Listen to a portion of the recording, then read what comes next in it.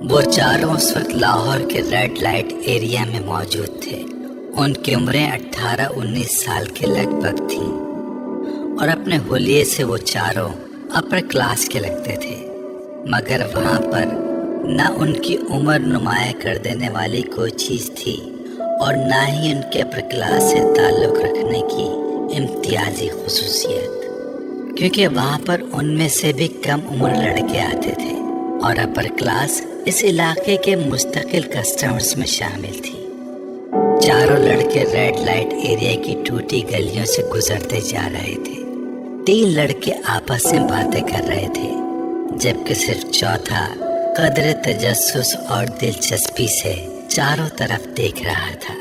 یوں لگ رہا تھا جیسے وہ پہلی بار وہاں آیا تھا اور ان تینوں کے ساتھ تھوڑی دیر بعد ہونے والی اس گفتگو سے یہ ظاہر ہو گیا تھا کہ وہ واقعی وہاں پہلی بار آیا تھا۔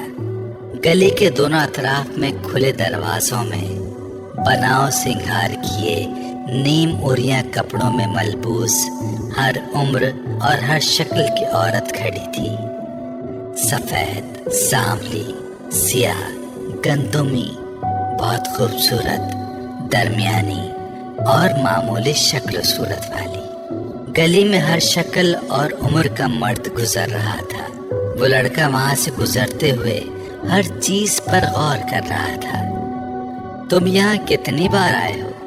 چلتے چلتے اس لڑکے نے اچانک اپنے دائیں طرف چلنے والے لڑکے کو مخاطب کرتے ہوئے کہا۔ وہ لڑکا جواباً ہنسا۔ کتنی بار؟ یہ تو پتہ نہیں، اب تو گنتی بھول چکا ہوں، اکثر آتا ہوں یہاں پر، اس لڑکے نے قدر فخریہ انداز میں کہا۔ ان عورتوں میں مجھے کوئی اٹریکشن محسوس نہیں ہوتی، nothing special about them، اس نے کندھے اچکاتے ہوئے کہا۔ اگر کہیں رات ہی گزارنی ہو تو کم از کم ماحول تو اچھا ہو، یہ تو بہت گندی جگہ ہے۔ اس نے گلی میں موجود گڑھوں اور کوڑے کے ڈھیروں کو دیکھتے ہوئے کچھ ناگواری سے کہا۔ پھر گرل فرینڈز کے ہوتے ہوئے یہاں آنے کی کیا ضرورت ہے؟ اس نے اس بار اپنی بھویں اچکاتے ہوئے کہا۔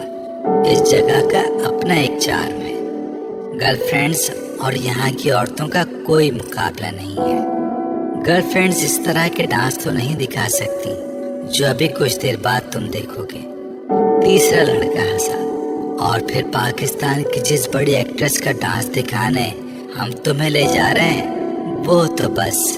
دوسرے لڑکے کی بات کو پہلے لڑکے نے کاٹ دیا۔ اس کا ڈانس تو تم پہلے بھی دیکھ چکے ہو۔ ارے وہ کچھ بھی نہیں تھا، بھائی کی شادی پر ایک مجرا کیا تھا، مگر یہاں پر تو بات ہی کچھ اور ہوتی ہے۔ ایکٹریس تو ایک پوش علاقے میں رہتی ہے، پھر یہاں کیوں آتی ہے؟ پہلے لڑکے نے کچھ غیر مطمئن انداز سے پوچھا۔ یہ تم آج خود اس سے پوچھ لینا، میں کبھی اس سے اس طرح کے سوال نہیں کرتا۔ دوسرے لڑکے کی بات پر دونوں لڑکے ہنسے، مگر تیسرا اسی طرح چپتی ہوئی نظروں سے اسے دیکھتا رہا۔ ان کا سفر بالآخر گلی کے آخر میں ایک عمارت کے سامنے ختم ہو گیا۔ عمارت کے نیچے موجود دکان سے تینوں لڑکوں نے موتی کے بہت سے ہار خریدے اور اپنی کلائیوں میں لپیٹ لیے۔ ایک ہاتھ دوسرے لڑکے نے اس لڑکے کی کلائی میں بھی لپیٹ دیا جو وہاں آنے پر اعتراض کر رہا تھا۔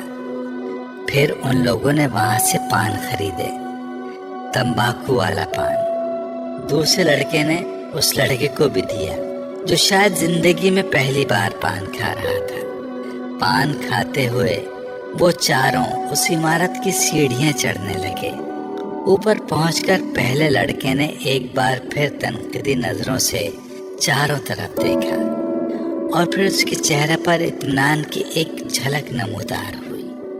وہ جگہ بہت صاف ستھری اور خاصی حد تک آراستہ تھی۔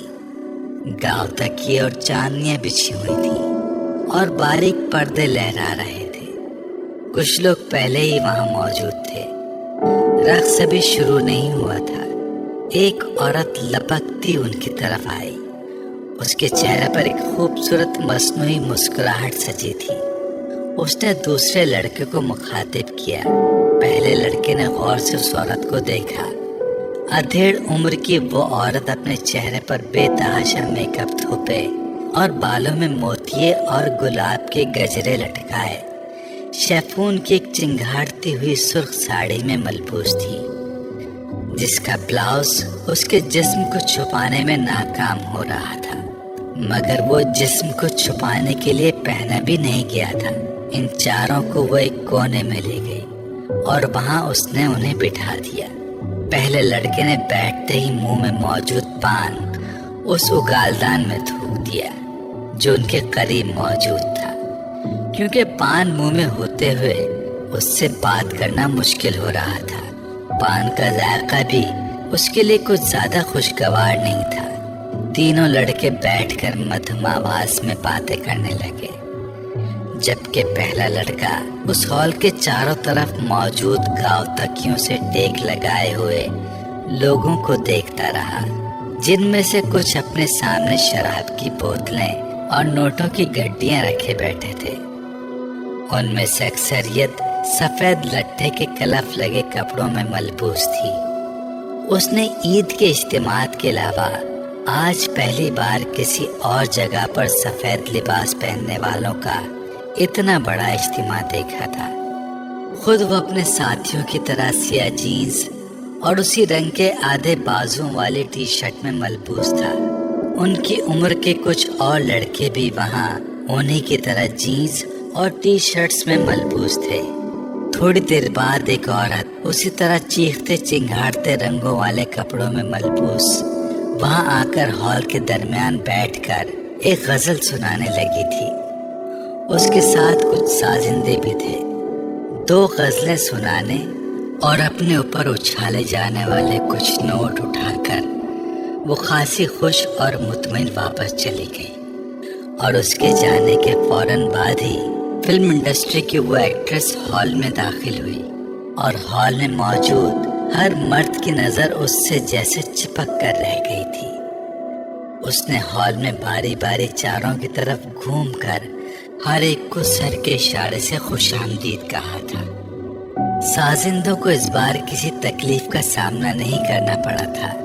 कैसेट प्लेयर पर बारी बारी चंद ही जान अंगेज गाने लगाए गए थे, जिन पर उस औरत ने अपना रक्स पेश करना शुरू किया था और कुछ देर पहले की खामोशी यकदम खत्म हो गई। चारों तरफ मौजूद मर्द उस औरत को दादो तहसीन पेश करने के साथ साथ शराब नोशी में मसरूफ थे। उनमें से कुछ जो ज्यादा जोश में आ रहे थे वो उठकर उस एक्ट्रेस के साथ डांस करने में मसरूफ हो जाते।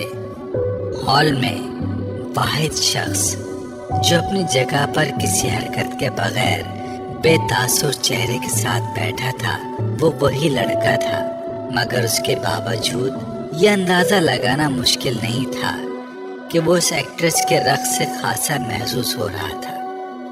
तकरीबन 2 घंटे बाद जब उस एक्ट्रेस ने अपना रक्स खत्म किया तो वहाँ मौजूद आधे से ज्यादा मर्द इतने गफील हो चुके थे। वापस घर जाना उनके लिए मसला इसलिए नहीं था क्योंकि उनमें से कोई भी घर जाने का इरादा नहीं रखता था। वो सब वहाँ रात गुजारने आए थे। उन चारों ने भी रात वहाँ गुजारी। अगले दिन वहाँ से वापसी पर गाड़ी में उस दूसरे लड़के ने जमाई लेते हुए पहले लड़के से पूछा, जो उस वक्त लापरवाही से गाड़ी से बाहर देखने में मसरूफ था, कैसा रहा तजुर्बा? अच्छा था, पहले लड़के ने कंधे उचकाते हुए कहा। बस अच्छा था और कुछ नहीं? तुम भी बस। उसने कदर नाराजगी के आलम में बात अधूरी छोड़ दी। कभी कभार जाने के लिए अच्छी जगह है, इसके अलावा और क्या कह सकता हूँ, मगर समथिंग स्पेशल वाली कोई बात नहीं है। मेरी गर्लफ्रेंड इस लड़की से बेहतर है जिसके साथ मैंने रात गुजारी है, उस लड़के ने 2 टोक अंदाज में कहा। डाइनिंग टेबल पर हाशिम मुबीन की पूरी फैमिली मौजूद थी। खाना खाते हुए वो सब आपस में खुश गप्पियों में भी मसरूफ थे। मौज़ूए गुफ्तगू उस वक्त इमामा थी, जो इस वीकेंड पर भी इस्लामाबाद में मौजूद थी। बाबा, आपने ये बात नोट की کہ इमामा दिन ब दिन संजीदा से संजीदा होती जा रही है।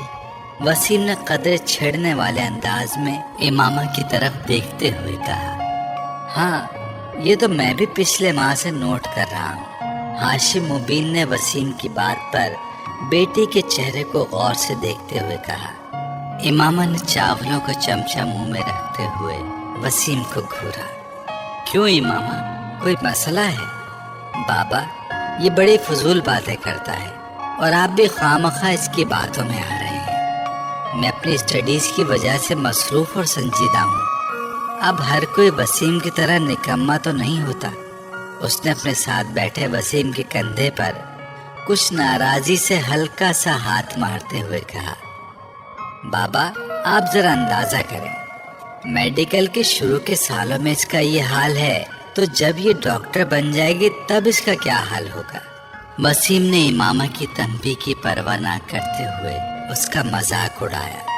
सालों गुजर जाया करेंगे मिस इमामा हाशिम को मुस्कुराए हुए। डाइनिंग टेबल पर मौजूद लोगों के चेहरों पर मुस्कुराहट दौड़ गई। उन दोनों के दरमियान नोक झोंक हमेशा ही रहती थी।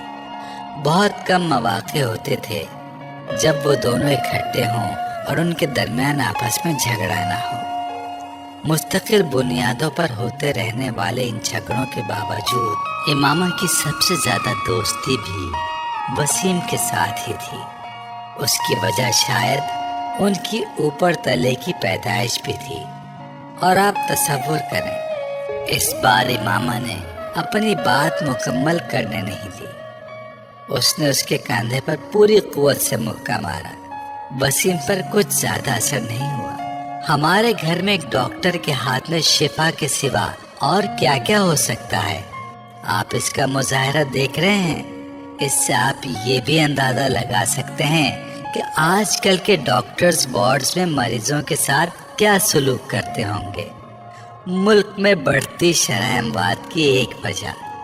बाबा इसको मना करें। इमामा ने बिलाखिर हथियार डालते हुए हाशिम मुबीन से कहा। वसीम, हाशिम मुबीन ने अपनी मुस्कुराहट को जब्त करते हुए वसीम को झिड़का। वो बड़ी सादतमंदी से फौरन खामोश हो गया। उसने पूरे लिफाफे को ग्राइंडर में खाली कर दिया और फिर उसे बंद करके चला दिया। खान सामा उसी वक्त अंदर आया। छोटे साहब लाएं, मैं आपकी मदद करूं। वो उसकी तरफ बढ़ा मगर उसने हाथ के इशारे से उसे रोक दिया। नहीं, मैं खुद कर लेता हूँ, तो मुझे दूध का एक गिलास दे दो, उसने ग्राइंडर ऑफ करते हुए कहा। खान साहब एक गिलास में दूध लेकर उसके पास चला आया। दूध के आधे गिलास में उसने ग्राइंडर में मौजूद तमाम पाउडर डाल दिया और एक चमचे से अच्छी तरह हिलाने लगा। फिर एक ही सांस में वो दूध पी गया। खाने में आज क्या पकाया है तुमने? उसने खान सामा से पूछा। खान सामा ने कुछ डिशेस गिनवानी शुरू कर दी। उसके चेहरे पर कुछ नागवारी उभरी। मैं खाना नहीं खाऊंगा, सोने जा रहा हूँ, मुझे डिस्टर्ब मत करना, उसने सख्ती से कहा और किचन से निकल गया। पैरों में पहनी हुई बाटा की चप्पल को वो फर्श पर तकरीबन घसीट रहा था। उसकी शेप बढ़ी हुई थी और आंखें सुर्ख थी। शर्ट के चंद एक के सिवा सारे बटन ही खुले हुए थे। अपने कमरे में जाकर उसने दरवाजे को लॉक कर लिया और वहां मौजूद जहाजी साइज के म्यूजिक सिस्टम की तरफ गया और कमरे में बोल्टन का when a man loves a woman बुलंद आवाज में बजने लगा। वो रिमोट लेकर अपने बेड में आ गया और औंधे मुंह बेतरतीबी के आलम में लेट गया। उसका रिमोट वाला बायां हाथ बेड से नीचे लटक रहा था और मुसलसल हिल रहा था। उसके दोनों पांव भी म्यूजिक के साथ गर्दिश में थे। कमरे में बेड और उसके अपने हुलिये के अलावा हर चीज अपनी जगह पर थी। कहीं पर कुछ भी बेतरतीब नहीं था, कहीं पर गर्द का एक जर्रा तक नजर नहीं आ रहा था। म्यूजिक सिस्टम के पास मौजूद दीवारी शेल्फ में तमाम ऑडियो और वीडियो कैसेट्स बड़े अच्छे तरीके से लगी हुई थी। एक दूसरी दीवार में मौजूद रैक्स पर किताबों की एक बड़ी तादाद मौजूद थी। कोने में पड़ी कंप्यूटर टेबल से आया था कि इसे इस्तेमाल करने वाला बहुत ऑर्गेनाइज्ड है। कमरे की मुख्तलिफ दीवारों पर हॉलीवुड की एक्ट्रेसेस और वहाँ के बैंड्स के पोस्टर्स लगे थे। बाथरूम के दरवाजे और कमरे की खिड़कियों के शेप्स को प्ले बॉय मैगजीन से काटी गई। कुछ मॉडल्स की न्यूड तस्वीरों से सजाया गया था। कमरे में पहली बार दाखिल होने वाला दरवाजा खोलते ही बहुत बुरी तरह चौंकता, क्योंकि बिल्कुल सामने खिड़कियों के शीशों पर मौजूद वो तस्वीरें चंद लम्हों के लिए देखने वालों को तस्वीरें नहीं बल्कि असल लड़कियां नजर आती थी। उन तस्वीरों को वहां लगाते हुए तरतीब का खास ख्याल रखा गया था। म्यूजिक सिस्टम जिस दीवार के साथ मौजूद था, उसी दीवार के एक कोने में दीवार पर एक इलेक्ट्रिक गिटार लटकाया गया था और उसी कोने में एक कीबोर्ड भी स्टैंड पर रखा हुआ था। दीवार पर गिटार से कुछ फासले पर पिक्कोलो, फ्लूट और ऑबवे भी लटकाए गए थे। इस कमरे के मकीन को यकीनन म्यूजिक से गहरी दिलचस्पी थी। बेड के बिल्कुल सामने वाली दीवार में मौजूद कैबिनेट में टीवी मौजूद था और उसी कैबिनेट के मुख्तलिफ खानों में मुख्तलिफ ट्रॉफीज और शील्ड्स पड़ी हुई थी। कमरे का चौथा कोना भी खाली नहीं था। वहाँ दीवार पर मुख्तलिफ रैकेट्स लटके हुए थे। उनमें से एक टेनिस का था और 2 स्क्वॉश के। इन रैकेट्स को दीवार पर लटकाने से पहले नीचे पोस्टर्स लगाए गए थे और फिर रैकेट्स इस तरह लटकाए गए थे कि यूं लगता था कि वो रैकेट्स उन खिलाड़ियों ने पकड़े हों। टेनिस के रैकेट के नीचे गैब्रिएला सबाटनी का पोस्टर था, जबकि स्क्वॉश के एक रैकेट के नीचे जहांगीर खान का पोस्टर था, जबकि दूसरे रैकेट के नीचे रॉडनी मार्टिन का। कमरे में वाहिद जगह जहां बेतरतीबी थी वो डबल बेड था जिस पर वो लेटा हुआ था। सिल्क की बेड शीट बुरी तरह सलवट ज़दा थी और उस पर इधर उधर चंद पोर्नोग्राफी के गैर मुल्की मैगजीन पड़े थे जिनमें प्ले बॉय नुमाया था। बेड पर एक पेपर कटर और कागज की कुछ छोटी छोटी कतरनें भी पड़ी हुई थी। यकीनन कुछ देर पहले वो इन मैगजीन से तस्वीरें काट रहा था। च्युइंगम्स के कुछ रैपर्स भी तुड़े मुड़े बेड पर ही पड़े हुए थे। डनहिल का एक पैकेट और लाइटर भी एस्ट्रे के साथ बेड पर ही पड़ा हुआ था, जबकि सिल्क की सफेद चमकदार बेड शीट पर कई जगह ऐसे निशान थे जैसे वहां पर सिगरेट की राख भी थी। कॉफी का एक खाली मग भी बेड पर पड़ा हुआ था और उसके पास एक टाई और रिस्ट वॉच भी थी। इन सब चीजों से कुछ फासले पर सिरहाने एक मोबाइल पड़ा था जिस पर एकदम कोई कॉल आने लगी थी। बेड पर औंधे मुंह लेटा हुआ वो नौजवान अब शायद नींद के आलम में था, क्योंकि मोबाइल के बीप पर उसने सर उठाए बगैर अपना दायां हाथ बेड पर इधर उधर फेरते हुए जैसे मोबाइल तलाश करने की कोशिश की, मगर मोबाइल उसके हाथ की रसाई से बहुत दूर था। उस पर मुसलसल कॉल आ रही थी। कुछ देर इसी तरह इधर उधर हाथ फेरने के बाद उसका हाथ साकित हो गया। शायद अब वो वाकई सो चुका था, क्योंकि उसके थरकते पैर रुक चले थे। मोबाइल पर अब भी कॉल आ रही थी। बेड से बाहर निकलते हुए उसके बाएं हाथ में पकड़ा हुआ रिमोट एकदम उसकी गिरफ्त से निकलकर नीचे कारपेट पर गिर पड़ा। माइकल बोल्टन की आवाज अभी भी कमरे में गूंज रही थी, When a man loves a woman। फिर एकदम कमरे के दरवाजे पर किसी ने दस्तक दी और फिर दस्तक की ये आवाज बढ़ती ही गई। मोबाइल की कॉल खत्म हो चुकी थी। दरवाजे पर दस्तक देने वाले हाथ बढ़ते गए। वो बेड पर औंधे मुंह बेहिस हरकत पड़ा था। डोंट टेल मी इमामा, क्या तुम वाकई इंगेज्ड हो? ज़ैनब को जबेरिया के इंकिशाफ पर जैसे करंट लगा। इमामा ने मलामती नजरों से जबेरिया को देखा। जो पहले ही माजरत खाना अंदाज में उसे देख रही थी। उसे नहीं, मुझे देखकर बताओ, क्या तुम वाकई इंगेज्ड हो? ज़ैनब ने इस बार उसे कुछ झड़कते हुए कहा। हाँ, मगर ये इस कदर गैर मामूली और हैरत अंगेज वाक़या तो नहीं कि तुम इस पर इस तरह रिएक्ट करो। इमामा ने बड़ी रसानियत से कहा। वो सब लाइब्रेरी में बैठी हुई थी और अपनी तरफ से हद्दुल मकदूर सरगोशियों में बातें कर रही थी। मगर तुम्हें हमें तो बताना चाहिए था, आखिर राज में रखने की क्या जरूरत थी?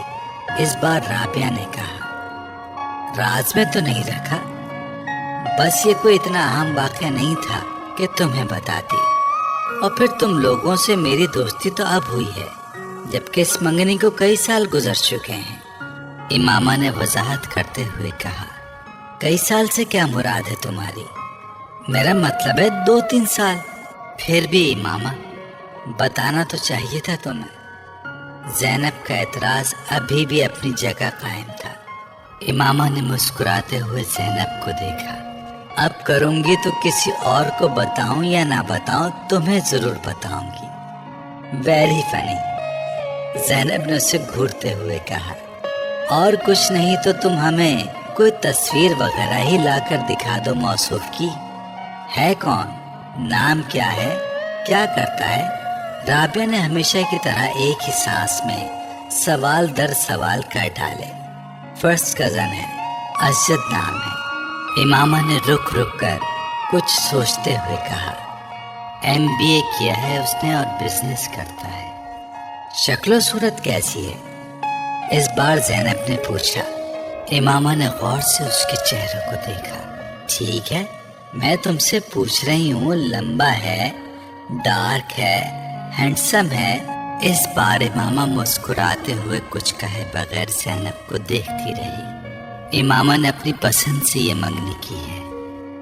वो अच्छा खासा गुड लुकिंग है। जवेरिया ने इस बार इमामा की तरफ से जवाब देते हुए कहा। हाँ, हमें अंदाजा कर लेना चाहिए था, आखिर वो इमामा का फर्स्ट कज़न है।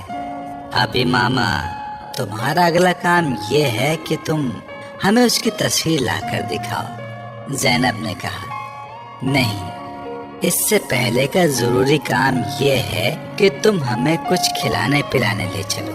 राबिया ने मदाखलत करते हुए कहा। फिलहाल तो यहाँ से चले, हॉस्टल जाना है मुझे। इमामा यकदम उठकर खड़ी हो गई तो वो भी उठ गई। वैसे जवेरिया, तुमने ये बात पहले क्यों नहीं बताई? साथ चलते हुए ज़ैनब ने जवेरिया से पूछा। भाई, इमामा नहीं चाहती थी, इसलिए मैंने कभी इस मौजू पर बात नहीं की। जवेरिया ने माजत खाना अंदाज में कहा। इमामा ने मुड़कर एक बार फिर जवेरिया को घूरा। उसकी नजरों में तंबी थी। इमामा क्यों नहीं चाहती थी? मेरी मंगनी होती तो मैं तो शोर मचाती हर जगह, वो भी उस सूरत में जब ये मेरी अपनी मर्जी से होती। ज़ैनब ने बुलंद आवाज में कहा। इमामा ने इस बार किसी रद्द अमल का इजहार नहीं किया। आपका बेटा आबादी के उस 2.5% हिस्से में शामिल है जो 150 से ज्यादा का IQ लेवल रखते हैं। इस IQ लेवल के साथ जो कुछ वो कर रहा है वो गैर मामूली सही मगर गैर मुतवक्का नहीं है। इस गैर मुल्की स्कूल में सालार को जाते हुए अभी सिर्फ 1 हफ्ता हुआ था जब सिकंदर उस्मान और उनकी बीवी को वहां बुलवाया गया था। स्कूल के साइकोलॉजिस्ट ने उन्हें सालार सिकंदर के मुख्तलिफ IQ टेस्ट के बारे में बताया था, जिसमें उसकी परफॉर्मेंस ने उसके टीचर्स और साइकोलॉजिस्ट को हैरान कर दिया था। इस स्कूल में वो 150 IQ लेवल का पहला और वाहिद बच्चा था और चंद ही दिनों में वो वहाँ सबकी तवज्जो का मरकज बन गया था। सिकंदर उस्मान और उनकी बीवी से मुलाकात के दौरान साइकोलॉजिस्ट को उसके बचपन के बारे में कुछ और खोज लगाने का मौका मिला। वो काफी दिलचस्पी से सालार के केस को स्टडी कर रहा था और दिलचस्पी की ये नौयत प्रोफेशनल ही जाती थी। अपने कैरियर में वो पहली बार इस IQ लेवल बच्चे का सामना कर रहा था। सिकंदर उस्मान को आज भी वो दिन अच्छी तरह याद था।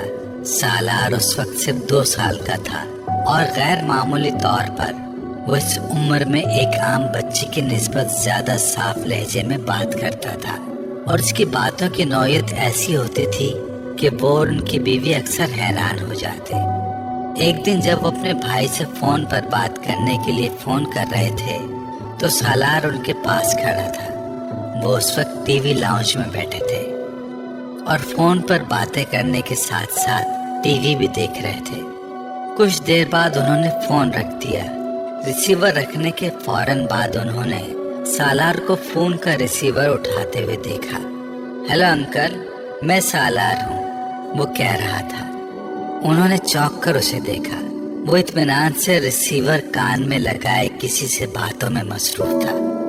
मैं ठीक हूँ, आप कैसे हैं? सिकंदर ने हैरत से उसे देखा। पहले उनके जहन में यही आया कि वो झूठ मूठ फोन पर बातें कर रहा है। पापा मेरे पास बैठे टीवी देख रहे हैं। नहीं, उन्होंने नहीं किया, मैंने खुद किया है।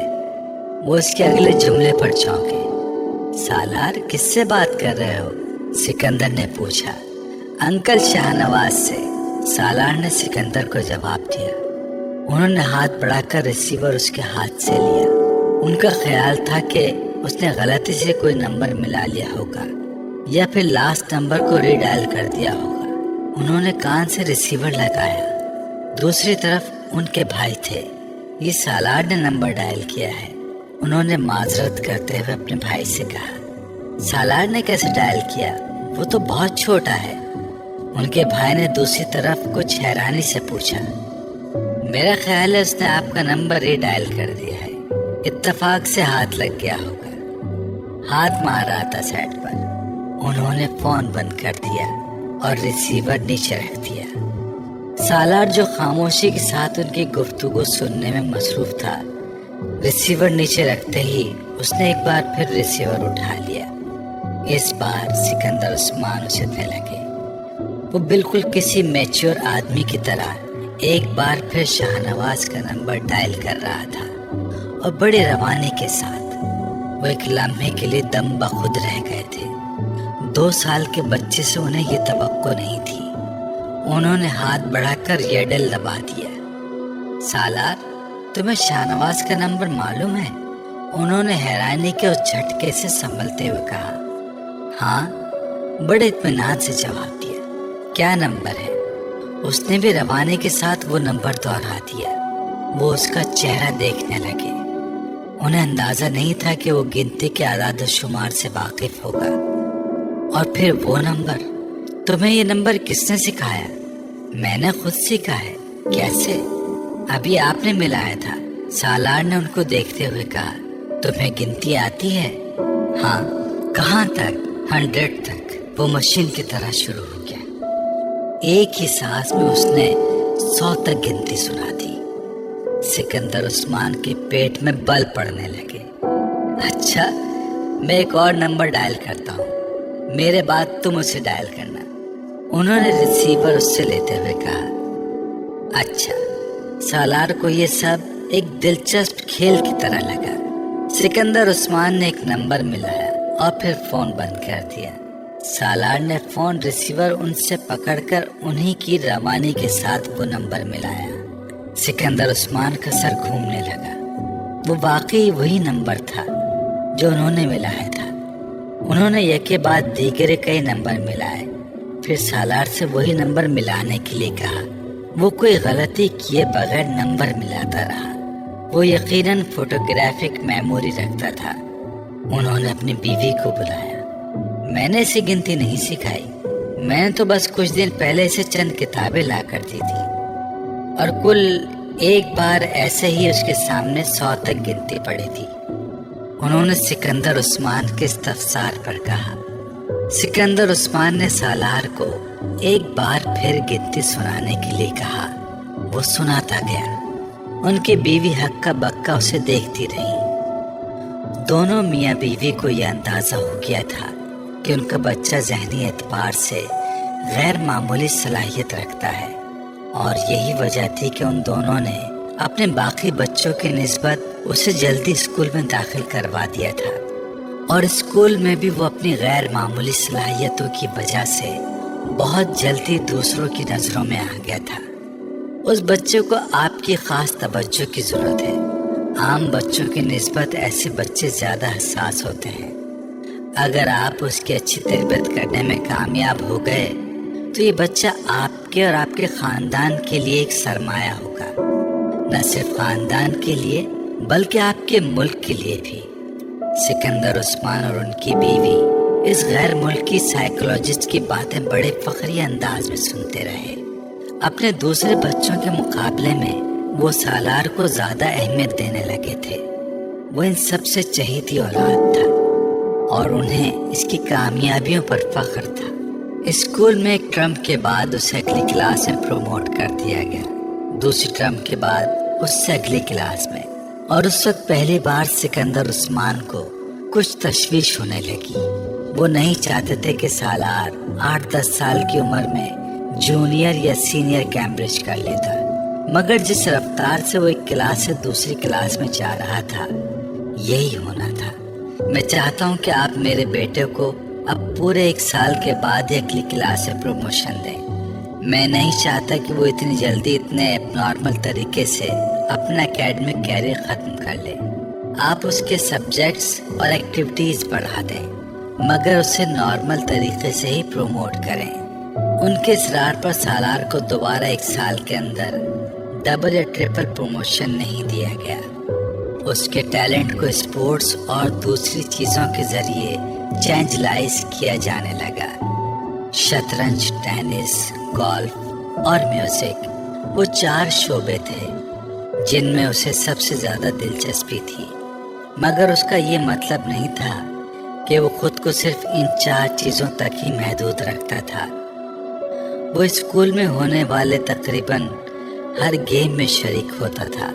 اگر کسی میں شریک نہیں ہوتا تھا تو اس کی وجہ صرف یہ ہوتی تھی کہ وہ گیم یا سپورٹ اسے زیادہ چیلنجنگ نہیں لگتا تھا۔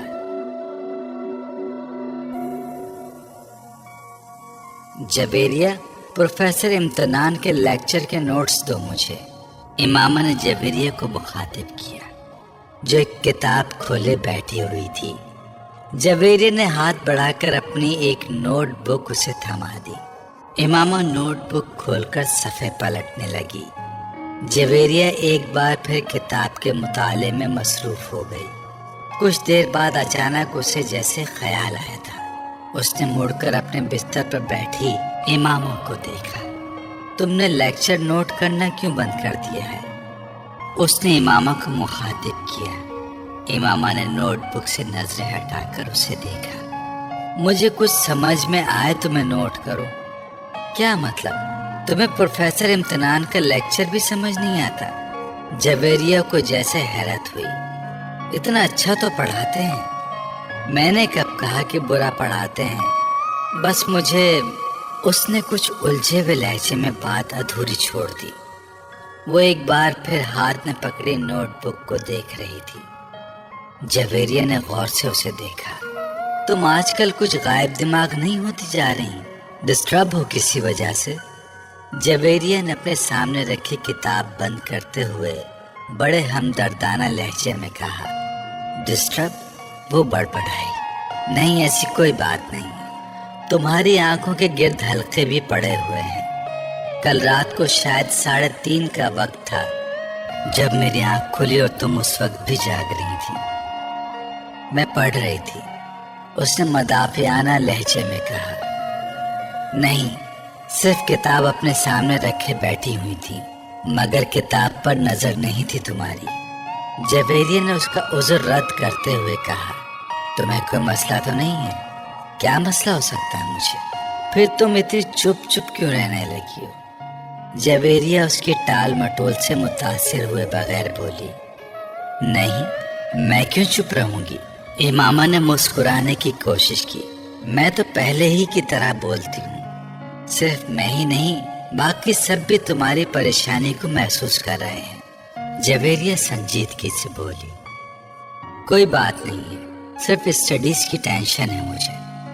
میں یقین نہیں کر سکتی، ہم بھی تمہارے ساتھ ہیں، تمہیں ہم سے زیادہ ٹینشن تو نہیں ہو سکتی۔ جویریہ نے سر ہلاتے ہوئے کہا۔ امامہ نے گہرا سانس لیا۔ اب وہ زچ ہو رہی تھی۔ تمہارے گھر میں تو خیریت ہے نا؟ ہاں بالکل خیریت ہے۔ اسجد کے ساتھ کوئی جھگڑا تو نہیں ہوا؟ اسجد کے ساتھ جھگڑا کیوں ہوگا؟ امامہ نے اسی انداز سے پوچھا۔ پھر بھی اختلاف تو ایک بہت ہی۔ جویریہ کی بات اس نے درمیان میں ہی کاٹ دی۔ جب کہہ رہی ہوں کہ کوئی مسئلہ نہیں ہے تو تمہیں یقین کیوں نہیں آ رہا؟ اتنے سالوں سے کون سی بات ہے جو میں نے تم سے شیئر نہیں کی یا جو تمہیں پتہ نہیں ہے؟ پھر بھی تم اس طرح مجھے مجرم سمجھ کر تفتیش کر رہی ہو۔ وہ اب خفا ہو رہی تھی۔ جویریہ گڑبڑا گئی۔ یقین کیوں نہیں کرو گی؟ میں صرف اس لیے اصرار کر رہی تھی کہ شاید تم مجھے اس لیے اپنا مسئلہ نہیں بتا رہی کہ میں پریشان نہ ہوں، اور تو کوئی بات نہیں۔ جویریہ کچھ نادم سی ہو کر اس کے پاس سے اٹھ کر واپس اپنی اسٹڈی ٹیبل کے سامنے جا بیٹھی۔ اس نے ایک بار پھر کتاب کھول لی جسے وہ پہلے پڑھ رہی تھی۔ کافی دیر تک کتاب پڑھتے رہنے کے بعد اس نے ایک جماہی لی اور گردن موڑ کر لاشعوری طور پر امامہ کو دیکھا۔ وہ نوٹ بک کھولے بیٹھی تھی، مگر اس کی نظریں نوٹ بک پر نہیں تھیں۔ وہ سامنے والی دیوار پر نظریں جمائے بیٹھی تھی۔ اس نے گاڑی نہر کے پل سے کچھ فاصلے پر کھڑی کر دی، پھر ڈگی سے ایک بوری اور رسی نکالی۔ وہ بوری کو کھینچتے ہوئے اس پل کی طرف بڑھ رہا تھا۔ پاس سے گزرنے والے کچھ راہگیروں نے اسے دیکھا، مگر وہ رکے نہیں۔ اوپر پہنچ کر اس نے اپنی شرٹ اتار کر نہر میں پھینک دی۔ چند لمحوں میں اس کی شرٹ بہتے پانی کے ساتھ غائب ہو چکی تھی۔ ڈارک بلو کلر کی تنگ جینس میں اس کا لمبا قد اور خوبصورت جسم بہت نمایاں تھا۔ اس شخص کی آنکھوں میں کوئی ایسا تاثر تھا جسے پڑھنا دوسرے کسی شخص کے لیے بھی ناممکن تھا۔ اس کی عمر 19-20 سال ہوگی، مگر اس کی قد و قامت اور حلیے نے اس کی عمر کو جیسے بڑھا دیا تھا۔ اس نے رسی پل سے نیچے نہر میں لٹکانی شروع کر دی۔ جب رسی کا سرا پانی میں غائب ہو گیا تو اس نے رسی کا دوسرا سرا بوری کے منہ پر لپیٹ کر سختی سے گراہیں لگانی شروع کر دی، اور اس وقت تک لگاتا رہا جب تک کوائل ختم نہیں ہو گیا۔ پھر پانی میں پڑا سرا واپس کھینچ کر اس نے اندازے سے 3 فٹ کے قریب رسی چھوڑ دی، اور اپنے دونوں پیر ساتھ جوڑتے ہوئے اس نے پیروں کے گرد رسی کو بہت مضبوطی کے ساتھ 2-3 بل دیے اور گرہ لگا دی۔ اب اس 3 فٹ کے ٹکڑے کے سرے پر بڑی مہارت کے ساتھ اس نے وہ پھندے بنائے، پھر اچک کر پل کی مڈیر پر بیٹھ گیا۔ اپنا دایاں ہاتھ کمر کے پیچھے لے جاتے ہوئے اس نے بائیں ہاتھ کے ساتھ پہلے پھندے میں دایاں ہاتھ گزارا، اور پھر بائیں ہاتھ کے ساتھ اس نے وہ پھندا کھینچ کر کس دیا۔ اس کے بعد اس نے کمر کے پیچھے دائیں ہاتھ کے ساتھ دوسرے پھندے میں بائیں ہاتھ گزارا اور دائیں ہاتھ سے اسے کس دیا۔ اس کے چہرے پر اطمینان بھری مسکراہٹ نمودار ہوئی۔ ایک گہرا سانس لیتے ہوئے اس نے پشت کے بل خود کو منڈیر سے نیچے گرا دیا۔ ایک جھٹکے کے ساتھ اس کا پانی سر سے ٹکرایا اور کمر تک کا حصہ پانی میں ڈوب گیا۔ پھر رسی ختم ہو گئی۔ اب وہ اسی طرح لٹکا ہوا تھا کہ اس کے بازو پشت پر بندھے ہوئے تھے اور کمر تک کا دھڑ پانی کے اندر موجود تھا۔ بوری میں موجود وزن یقیناً اس کے وزن سے زیادہ تھا۔ یہی وجہ تھی کہ بوری اس کے ساتھ نیچے نہیں آئی اور وہ اسی طرح لٹک گیا۔ اس نے اپنا سانس روکا ہوا تھا۔ پانی کے اندر اپنا سر جاتے ہی اس نے آنکھیں کھلی رکھنے کی کوشش کی، مگر ناکام رہا۔ پانی گدلا تھا، اس میں موجود مٹی اس کی آنکھوں میں چبھنے لگی۔ اس نے آنکھیں بند کر لی۔ اس کے پھیپھڑے اب جیسے پھٹنے لگے تھے۔ اس نے یکدم سانس لینے کی کوشش کی اور پانی منہ اور ناک سے اس کے جسم کے اندر داخل ہونے لگا۔ وہ بری طرح پڑپڑا رہا تھا، مگر نہ وہ اپنے بازو کو استعمال کر کے خود کو سطح پر لا سکتا تھا اور نہ ہی اپنے جسم کو اٹھا سکتا تھا۔ اس کے جسم کی پڑپڑاہٹ آہستہ آہستہ دم توڑ رہی تھی۔ چند لوگوں نے اسے پل سے نیچے گرتے دیکھا اور چیختے ہوئے اس طرف بھاگے۔ رسی ابھی تک ہل رہی تھی۔ ان لوگوں کو سمجھ نہیں آ رہا تھا کہ وہ کیا کریں۔ پانی کے نیچے ہونے والی حرکت اب دم توڑ گئی تھی۔ اس کی ٹانگیں اب بالکل بے جان نظر آ رہی تھی۔ پل پر کھڑے لوگ خوف کے عالم میں اس بے جان وجود کو دیکھ رہے تھے۔ پل پر موجود ہجوم بڑھ رہا تھا۔ نیچے پانی میں موجود وہ وجود ابھی بھی ساکت تھا، صرف پانی اسے حرکت دے رہا تھا، کسی پینڈولم کی طرح، آگے پیچھے آگے پیچھے آگے پیچھے۔ امامہ جلدی سے تیار ہو جاؤ، رابعہ نے اپنی الماری سے اپنا ایک سوٹ نکال کر بیڈ پر پھینکتے ہوئے کہا۔ امامہ نے قدرے حیرانی سے اسے دیکھا۔ کس لیے تیار ہو جاؤں؟ بھائی شاپنگ کے لیے جا رہے ہیں، ساتھ چلو۔ رابعہ نے اسی تیز رفتاری کے ساتھ استری کا پلگ نکالتے ہوئے کہا۔ نہیں، مجھے کہیں نہیں جانا۔ اس نے ایک بار پھر اپنی آنکھوں پر اپنا بازو رکھتے ہوئے کہا۔ وہ اپنے بستر پر لیٹی ہوئی تھی۔ کیا مطلب ہے مجھے کہیں نہیں جانا؟ تم سے کون پوچھ رہا ہے؟ تمہیں بتا رہے ہیں، رابعہ نے اسی لہجے میں کہا۔ اور میں نے بتا دیا ہے کہ میں کہیں نہیں جا رہی، اس نے آنکھوں سے بازو ہٹائے بغیر کہا۔ زینب بھی چل رہی ہے ہمارے ساتھ، پورا گروپ جا رہا ہے، فلم بھی دیکھیں گے واپسی پر، رابعہ نے پورا پروگرام بتاتے ہوئے کہا۔ امامہ نے ایک لہجے کے لیے اپنی آنکھوں سے بازو ہٹا کر اسے دیکھا۔ زینب بھی جا رہی ہے؟ ہاں، زینب کو ہم راستے سے پک کریں گے۔ امامہ کسی سوچ میں ڈوب گئی۔ تم بہت ڈل ہوتی جا رہی ہو امامہ، رابعہ نے قدر ناراضی کے ساتھ تبصرہ کیا۔ ہمارے ساتھ کہیں آنا جانا ہی چھوڑ دیا تم نے۔ آخر ہوتا کیا جا رہا ہے تمہیں؟ کچھ نہیں، بس میں آج کچھ تھکی ہوئی ہوں، اس لیے سونا چاہ رہی ہوں، امامہ نے بازو ہٹا کر اسے دیکھتے ہوئے کہا۔ تھوڑی دیر بعد جویریہ بھی اندر آ گئی اور وہ بھی اسے ساتھ چلنے کے لیے مجبور کرتی رہی، مگر امامہ کی زبان پر ایک ہی رٹ تھی، نہیں مجھے سونا ہے، میں بہت تھک گئی ہوں۔ وہ مجبوراً اسے برا بھلا کہتے ہوئے وہاں سے چلی گئی۔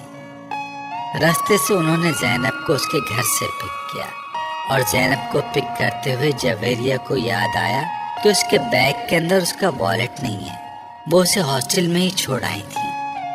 ہاسٹل واپس چلتے ہیں، وہاں سے والیٹ لے کر پھر بازار چلیں گے۔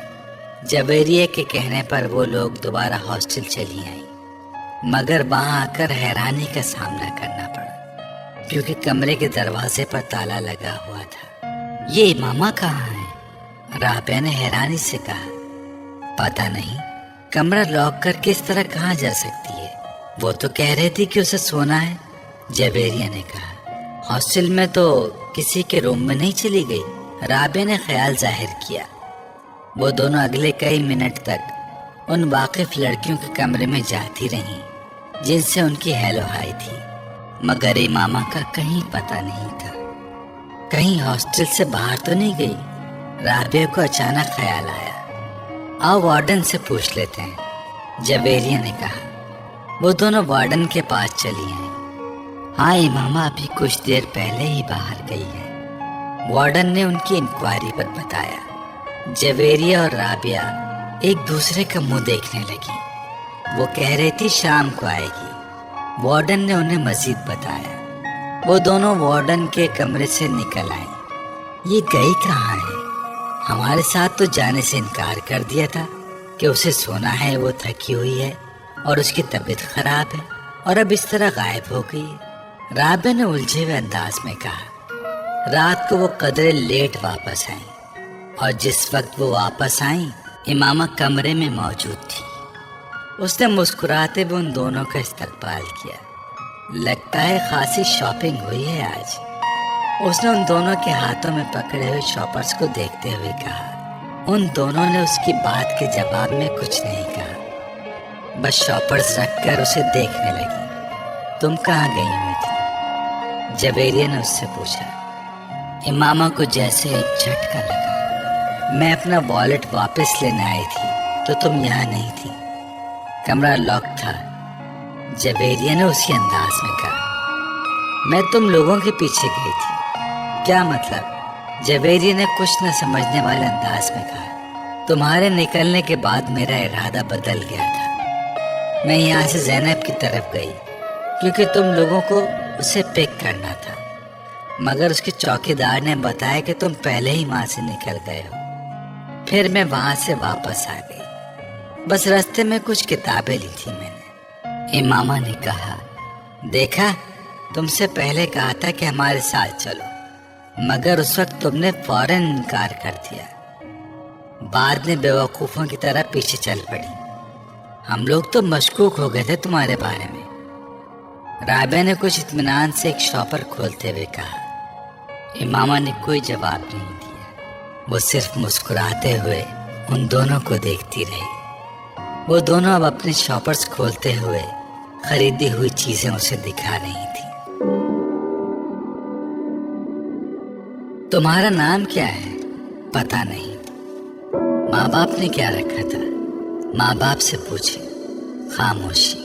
लोग किस नाम से पुकारते हैं तुम्हें? लड़के या लड़कियां? लड़के। बहुत सारे नाम लेते हैं।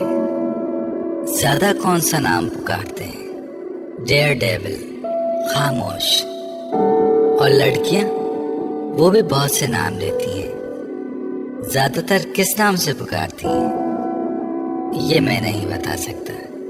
It's to personal. ये बिल्कुल ज़ाती है। गहरी खामोशी, तवील सांस, फिर खामोशी। मैं आपको एक मशवरा दूं? क्या? आप मेरे बारे में वो जानने की कोशिश क्यों नहीं करते जो ना आप पहले जानते हैं ना मैं? आपके दाएं तरफ टेबल पर जो सफ़ेद फाइल पड़ी है उसे मेरे सारे पर्टिकुलर्स मौजूद हैं। फिर आप वक्त ज़ाया क्यों कर रहे हैं? साइको एनालिस्ट ने अपने पास मौजूद टेबल लैंप की रोशनी में सामने काउच पर दराज उस नौजवान को देखा जो अपने पैर मुसलसल हिला रहा था। उसके चेहरे पर गहरा इत्मीनान था और यूं लग रहा था जैसे वो साइको एनालिस्ट के साथ होने वाली इस सारी गुफ्तगू को बेकार समझ रहा था। कमरे में मौजूद ठंडक, खामोशी और नीम तारीकी ने उसके आसाब को बिल्कुल मुतासिर नहीं किया था। वो बात करते हुए वक्तन फवक्तन कमरे में चारों तरफ नजरें दौड़ा रहा था। साइको एनालिस्ट के सामने लेटा हुआ नौजवान एक अजीब केस था। वो फोटोग्राफिक मेमोरी का मालिक था। उसका IQ लेवल 150 की रेंज में था। वो through out outstanding academic award रखता था। वो गोल्फ में प्रेसिडेंट्स गोल्ड मेडल 3 बार जीत चुका था और वो तीसरी बार खुदकुशी की नाकाम कोशिश करने के बाद उसके पास आया था। उसके वालिदैन ही उसे उसके पास लेकर आए थे और वो बेहद परेशान थे। वो मुल्क के बहुत अच्छे खानदानों में से एक से ताल्लुक़ रखता था। ऐसा खानदान जिसके पास पैसे की भरमार थी। 4 भाइयों और एक बहन के बाद वो चौथे नंबर पर था। 2 भाई एक बहन उससे बड़े थे। अपनी जहानत और काबिलियत की वजह से वो अपने वालिदैन का बहुत ज़्यादा चहीता था। उसके बावजूद पिछले 3 साल में उसने 3 बार खुदकुशी की कोशिश की। पहली दफा उसे सड़क पर बाइक चलाते हुए वन वे की खिलाफ वर्जी की और बाइक से हाथ उठा लिए। उसके पीछे आने वाले ट्रैफिक कांस्टेबल ने ऐसा करते हुए उसे देखा था। खुशकिस्मती से गाड़ी से टकराने के बावजूद वो हवा में उछलकर दूसरी गाड़ी की छत पर गिरा और फिर जमीन पर गिरा। उसकी कुछ पसलियां, एक बाजू और एक टांग में फ्रैक्चर हुए। तब उसके वालिदैन कांस्टेबल के इसरार के बावजूद उसे एक हादसा ही समझे, क्योंकि उसने अपने माँ बाप से यही कहा था کہ وہ غلطی سے ون وے سے ہٹ گیا تھا۔ دوسری بار پورے 1 سال کے بعد اس نے لاہور میں خود کو باندھ کر پانی میں ڈوبنے کی کوشش کی۔ ایک بار پھر اسے بچا لیا گیا۔ پل پر کھڑے لوگوں نے اسے اس رسی سمیت باہر کھینچ لیا تھا جس کے ساتھ باندھ کر اس نے خود کو نیچے گرایا تھا۔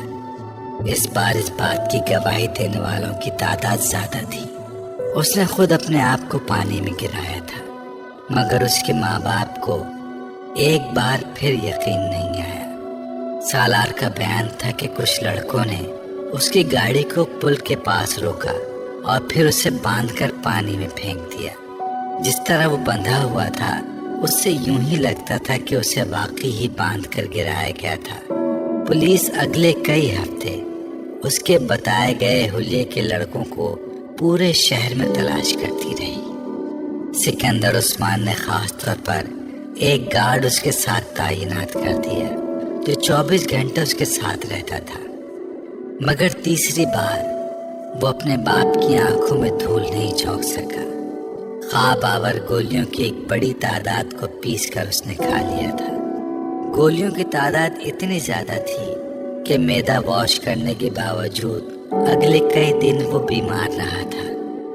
اس بار کسی کو بھی کوئی غلط فہمی نہیں ہوئی۔ اس نے خان سامہ کے سامنے ان گولیوں کے پاؤڈر کو دودھ میں ڈال کر پیا تھا۔ سکندر عثمان اور طیبہ سکندر شاکڈ رہ گئے تھے۔ پچھلے دنوں کے واقعات بھی انہیں پوری طرح یاد آ گئے تھے۔ وہ پچھتانے لگے تھے کہ انہوں نے پہلے اس کی بات پر اعتبار کیوں کیا۔ پورا گھر اس کی وجہ سے پریشان ہو گیا تھا۔ اس کے بارے میں اسکول، کالونی اور خاندان ہر جگہ خبریں پھیل رہی تھیں۔ وہ اس بار اس بات سے انکار نہیں کر سکا کہ اس نے خودکشی کی کوشش کی تھی، مگر وہ یہ بتانے پر تیار نہیں تھا کہ اس نے ایسا کیوں کیا تھا۔ بھائی، بہن، ماں یا باپ، اس نے کسی کے سوال کا بھی جواب نہیں دیا تھا۔ سکندر اے لیولز کے بعد اس کے بڑے بھائیوں کی طرح اسے بیرون ملک تعلیم حاصل کرنے کے لیے بھیجوانا چاہتے تھے۔ وہ جانتے تھے اسے کہیں بھی نہ صرف بڑی آسانی سے ایڈمیشن مل جائے گا بلکہ اسکالرشپ بھی، لیکن ان کے سارا پلانس جیسے بھگ کر کے اڑ گئے تھے، اور اب وہ اس سائیکو اینالسٹ کے سامنے موجود تھا جس کے پاس سکندر عثمان نے اسے اپنے دوست کے مشورے پر بھیجوایا تھا۔ ٹھیک ہے سالار، بالکل ٹو دا پوائنٹ بات کرتے ہیں۔ مرنا کیوں چاہتے ہو تم؟ سالار نے کندھے اچکائے۔ آپ سے کس نے کہا کہ میں مرنا چاہتا ہوں؟ خودکشی کی 3 کوششیں کر چکے ہو تم۔ کوشش کرنے اور مرنے میں بڑا فرق ہوتا ہے۔ تینوں دفعہ تم اتفاقاً بچے ہو، ورنہ تم نے خود کو مارنے میں کوئی کسر نہیں چھوڑی تھی۔ دیکھیں، جس کو آپ خودکشی کہہ رہے ہیں میں اسے خودکشی کی کوشش سمجھتا ہوں۔ میں صرف دیکھنا چاہتا تھا کہ موت کی تکلیف کیسے ہوتی ہے۔ وہ اس کا چہرہ دیکھنے لگا جو بڑے پرسکون انداز میں انہیں سمجھانے کی کوشش کر رہا تھا۔ اور موت کی تکلیف تم کیوں محسوس کرنا چاہتے ہو؟ بس ایسے ہی، تجسس سمجھ لیں۔ سائیکو اینالسٹ نے ایک گہرا سانس لے کر اس 150 IQ لیول والے نوجوان کو دیکھا جو اب چھت کو گھور رہا تھا۔ تو ایک بار خودکشی کی کوشش سے تمہارا یہ تجسس ختم نہیں ہوا؟ اوہ، تب میں بے ہوش ہو گیا تھا، اس لیے میں ٹھیک سے کچھ محسوس نہیں کر سکا۔ دوسری بار بھی ایسا ہوا، تیسری بار بھی ایسا ہوا۔ وہ مایوسی سے سر ہلاتے ہوئے بولا، اور اب تم چوتھی بار کوشش کرو گے؟ یقیناً میں محسوس کرنا چاہتا ہوں کہ درد کی انتہا پر جا کر کیسا لگتا ہے۔ کیا مطلب؟ جیسے جوائے کی انتہا ایکٹیسی ہوتی ہے، مگر میری سمجھ میں نہیں آتا کہ خوشی کی اس انتہا کے بعد کیا ہے۔ اس طرح درد کی بھی تو کوئی انتہا ہوتی ہوگی جس ایکٹیسی میں آپ کچھ بھی نہیں سمجھ سکتے۔ میں نہیں سمجھا۔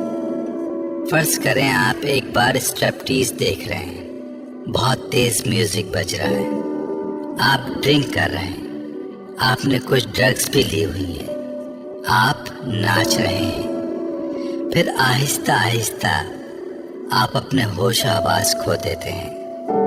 آپ ایکٹیسی میں ہیں، یعنی سرور میں ہیں۔ آپ سرور میں ہیں، کہاں ہیں، کیوں ہیں، کیا کر رہے ہیں، آپ کو کچھ بھی پتہ نہیں، لیکن آپ کو یہ ضرور پتہ ہوتا ہے کہ آپ جو کچھ بھی کر رہے ہیں وہ آپ کو اچھا لگ رہا ہے۔ میں جب باہر چھٹیاں گزارنے جاتا ہوں تو اپنے کزنز کے ساتھ ایسے بارز میں جاتا ہوں۔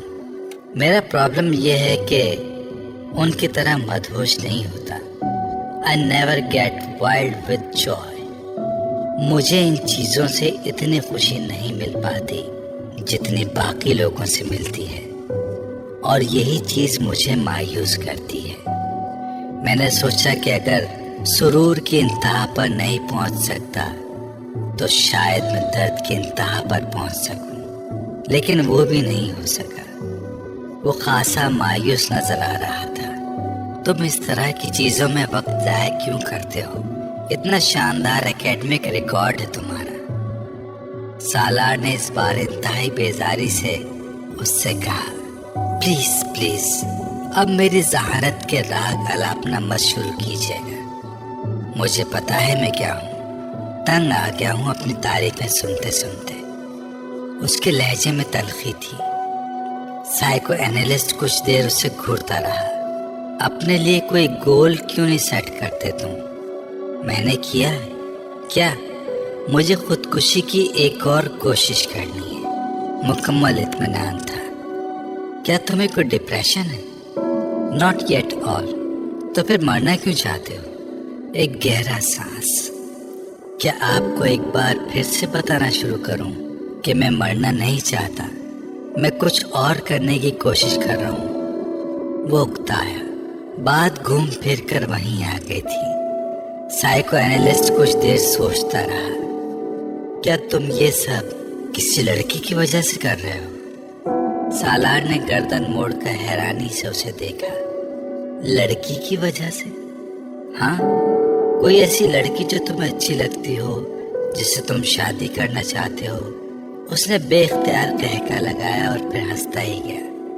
مائی گاڈ، آپ کا مطلب ہے کہ کسی لڑکی کی محبت کی وجہ سے میں نے خودکشی؟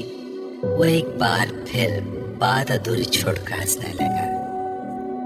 لڑکی کی محبت اور خودکشی، کیا مذاق ہے۔ وہ اب اپنی ہنسی پر قابو پانے کی کوشش کر رہا تھا۔ سائیکو اینالسٹ نے اس طرح کے کئی سٹینس اس کے ساتھ کیے، اور ہر بار نتیجہ ڈھاک کے وہی 3 بات رہا۔ آپ اس کو تعلیم کے لیے بیرون ملک بھجوانے کے بجائے یہیں رکھیں اور اس پر بہت زیادہ توجہ دیں۔ ہو سکتا ہے یہ توجہ حاصل کرنے کے لیے یہ سب کرتا ہو۔ اس نے کئی ماہ بعد سالار کے ماں باپ کو مشورہ دیا، جس کا نتیجہ یہ ہوا کہ اسے باہر بھجوانے کے بجائے اسلام آباد کے ادارے میں ایڈمیشن دلوایا گیا۔ سکندر عثمان کو یہ اطمینان تھا کہ وہ اسے اپنے پاس رکھیں گے تو شاید وہ دوبارہ ایسی حرکت نہ کرے۔ سالار نے ان کے اس فیصلے پر کسی رد عمل کا اظہار نہیں کیا، بالکل اسی طرح جس طرح اس نے ان کے اس فیصلے پر کبھی خوشی کا اظہار نہیں کیا تھا کہ اسے بیرون ملک تعلیم کے لیے بھجوایا جائے گا۔ سائیکو اینالسٹ کے ساتھ آخری سیشن کے بعد سکندر عثمان اسے گھر لے آئے۔ انہوں نے طیبہ کے ساتھ مل کر اس سے ایک لمبی چوڑی میٹنگ کی۔ وہ دونوں اپنے بیڈ روم میں بٹھا کر اسے ان تمام آسائشوں کے بارے میں بتاتے رہے جو وہ پچھلے کئی سالوں سے اسے فراہم کر رہے تھے۔ انہوں نے اسے ان توقعات کے بارے میں بھی بتایا جو وہ اس سے رکھتے تھے۔ اسے ان محبت بھرے جذبات سے بھی آگاہ کیا جو وہ اس کے لیے محسوس کرتے تھے۔ وہ بے تاثر چہرے کے ساتھ چوئنگم چباتا باپ کی بے چینی اور ماں کے آنسو دیکھتا رہا۔ گفتگو کے آخر میں سکندر عثمان نے تقریباً تنگ آ کر اس سے کہا، تمہیں کس چیز کی کمی ہے؟ کیا ہے جو تمہارے پاس نہیں ہے؟ या जो तुम्हें चाहिए मुझे बताओ। सालार सोच में पड़ गया। Sports car. अगले ही लम्हे उसने कहा, ठीक है, मैं तुम्हें स्पोर्ट्स कार बाहर से मंगवा देता हूँ, मगर दोबारा ऐसी कोई हरकत मत करना जो तुमने की है, ओके? सिकंदर उस्मान को कुछ इत्मीनान हुआ। सालार ने सर हिला दिया। तैयबा ने टिश्यू से अपने आंसू साफ करते हुए जैसे सुकून का सांस लिया। वो कमरे से चला गया तो सिकंदर उस्मान ने सिगार सुलगाते हुए उनसे कहा, तैयबा, तुम्हें इस वक्त बहुत तवज्जो देनी पड़ेगी। अपनी एक्टिविटीज कुछ कम करो और कोशिश करो कि इसके साथ रोजाना कुछ वक्त गुजार सको। तैयबा ने सर हिला दिया। वसीम ने इमामा को दूर ही से लॉन में बैठे देख लिया। वो कानों पर हेडफोन लगाए वॉकमैन पर कुछ सुन रही थी। वसीम दबे कदमों उसकी पुश्त की जानिब से उसके अक़ब में गया और उसके पास जाकर उसने यकदम इमामा के कानों से हेडफोन के तार खींच लिए। इमामा ने बर्क रफ्तारी से वॉकमैन का स्टॉप का बटन दबा दिया था। क्या सुना जा रहा है यहाँ अकेले बैठे? वसीम ने बुलंद आवाज में कहते हुए हेडफोन को अपने कानों में ठोंस लिया, मगर तब तक इमामा कैसेट बंद कर चुकी थी। कुर्सी से उठकर खड़े होकर उसने हेडफोन को अपनी तरफ खींचते हुए वसीम से कहा, बदतमीजी की भी कोई हद होती है वसीम, बिहेव योरसेल्फ। उसका चेहरा गुस्से से सुर्ख हो रहा था। वसीम ने हेडफोन के सिरों को नहीं छोड़ा। इमामा के गुस्से का उस पर कोई असर नहीं हुआ था। मैं सुनना चाहता हूँ कि तुम क्या सुन रही थी। इसमें बदतमीजी वाली क्या बात है? कैसेट को ऑन करो।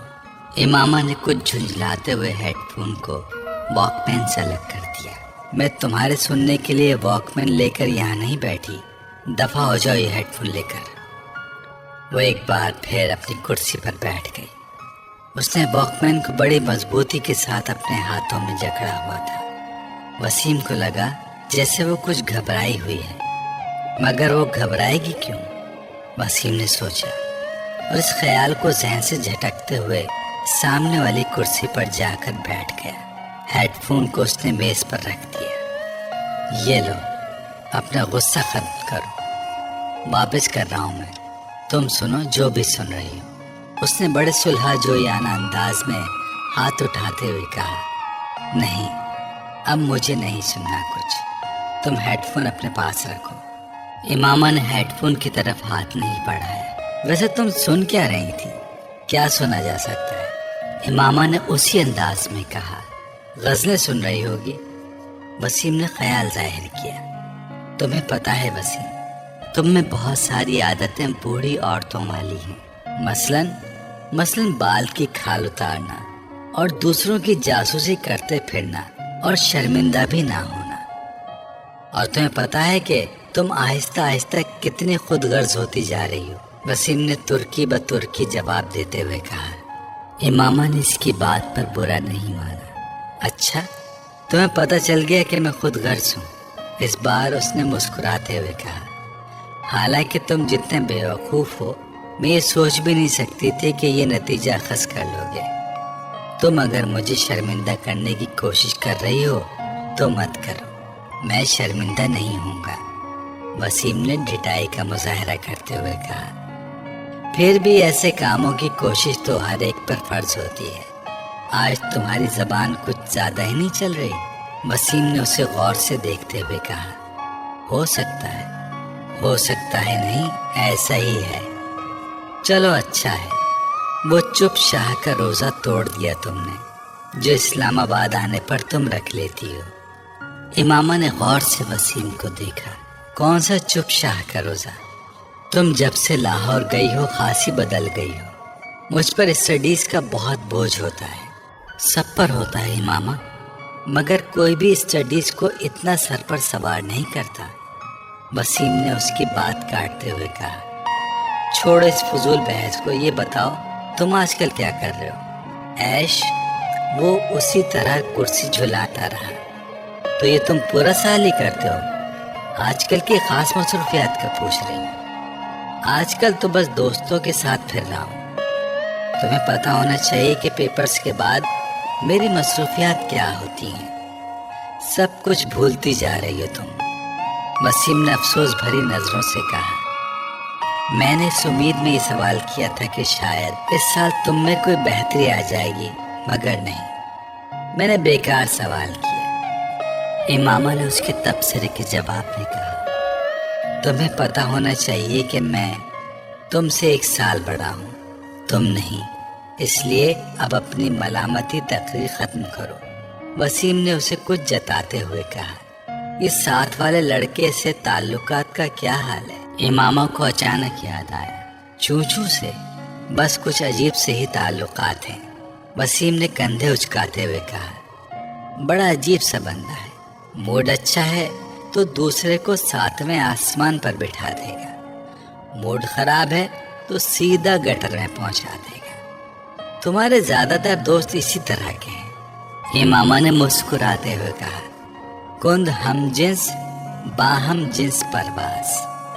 نہیں، خیر ایسی بھی کوئی بات نہیں ہے، کم از کم میری عادتیں اور حرکتیں چوچو جیسی تو نہیں ہیں۔ وہ تو باہر جانے والا تھا نا؟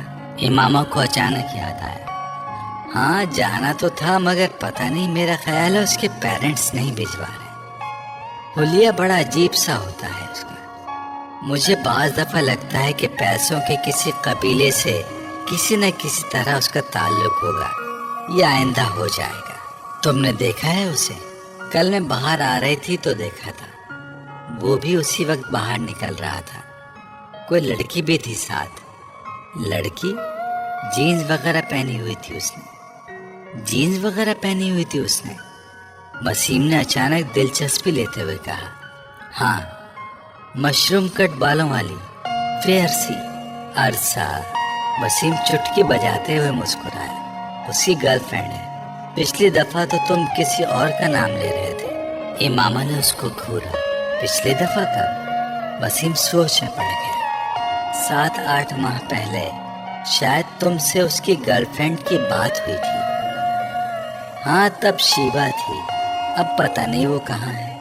اس بار تو گاڑی کے پچھلے شیشوں پر اس نے اپنے موبائل کا نمبر بھی پینٹ کروایا ہوا تھا۔ امامہ ایک موبائل نمبر دہراتے ہوئے ہنسی، تمہیں یاد ہے؟ وسیم بھی ہنسا۔ میں نے زندگی میں پہلی بار اتنا بڑا موبائل نمبر کہیں لکھا دیکھا تھا، اور وہ بھی گاڑی کے شیشے پر، اس کے نام کے ساتھ۔ یاد تو ہونا ہی تھا۔ امامہ پھر ہنسی۔ میں تو خود سوچ رہا ہوں اپنی گاڑی کے شیشے پر موبائل نمبر لکھوانے کا۔ وسیم نے بالوں میں ہاتھ پھیرتے ہوئے کہا، کون سے موبائل کا؟ وہ جو تم نے ابھی خریدا بھی نہیں۔ امامہ نے وسیم کا مذاق اڑایا، میں خرید رہا ہوں اس ماہ، بابا سے جوتے کھانے کے لیے تیار رہنا۔ اگر تم نے موبائل کے نمبر کو گاڑی کے شیشے پر لکھوایا، سب سے پہلا فون انہی کا آئے گا، بس اسی لیے ہر بار رک جاتا ہوں۔ وسیم نے ایک ٹھنڈی سانس بھرتے ہوئے کہا، یہ تمہارے لیے اچھا ہی ہے، بابا سے ہڈیاں توڑوانے سے بہتر ہے کہ بندہ اپنے جذبات پر کچھ قابو رکھے، اور تمہارے لیے تو خطرات ویسے بھی زیادہ ہیں۔ سمیہ کو پتہ چلا نا اگر اس قسم کے موبائل فون کا تو… وسیم نے اس کی بات کاٹ دی۔ تو کیا کرے گی وہ؟ میں اس سے نہیں ڈرتا، میں جانتی ہوں تم مجھ سے ڈرتے نہیں ہو، مگر 6 بھائیوں کی اکلوتی بہن سے منگنی کرنے سے پہلے تمہیں تمام نفع نقصان پر غور کر لینا چاہیے تھا، جس کا سامنا تمہیں کسی ایسی ویسی حرکت کے بعد ہو سکتا ہے۔ امامہ نے ایک بار پھر اس کی منگیتر کا حوالہ دیتے ہوئے اس کا مذاق اڑایا۔ اب کیا کیا جا سکتا ہے، بس میرے مقدر میں تھا یہ سب کچھ۔ وسیم نے ایک مصنوعی آہ بھرتے ہوئے کہا، مجھے کبھی بھی موبائل فون نہیں خریدنا چاہیے، کیونکہ یہ میرے کام نہیں آ سکے گا۔ کم از کم جہاں تک گرل فرینڈ کی تلاش کا سوال ہے، وہ ایک بار پھر کرسی جھلانے لگا۔ دیر سے ہی صحیح، مگر بات تمہاری سمجھ میں آ ہی گئی۔ امامہ نے ہاتھ بڑھا کر میز سے ہیڈ فون اٹھاتے ہوئے کہا، ویسے تم سن کیا رہی تھی؟ وسیم کو اسے ہیڈ فون اٹھاتے دیکھ کر پھر یاد آیا، ویسے ہی کچھ خاص نہیں تھا۔ इमामा ने उठते हुए जैसे उसे टाला। आप लाहौर जा रहे हैं तो वापसी पर इमामा के हॉस्टल चले जाएं। ये कुछ कपड़े हैं उसके, दर्जी से लेकर आई हूँ, आप उसे दे आए। सलमा ने हाशिम से कहा, भाई मैं बड़ा मसरूफ रहूंगा लाहौर में, कहाँ आता जाता फिरूंगा उसके हॉस्टल। हाशिम को कदर तामिल हुआ। आप ड्राइवर को साथ ले जा रहे हैं, खुद नहीं जा सकते तो उसे भिजवा दीजिएगा, वो दे आएगा ये पैकेट। सीजन खत्म हो रहा है, फिर ये कपड़े इसी तरह पड़े रहेंगे, उसका तो पता नहीं अब कब आए। सलमा ने लंबी चौड़ी वजाहत की। अच्छा ठीक है, मैं ले जाता हूँ, फुर्सत मिली तो खुद दे आऊंगा, वरना ड्राइवर के हाथ भिजवा दूंगा। हाशिम रजामंद हो गए। लाहौर में उन्होंने खासा मसरूफ दिन गुजारा।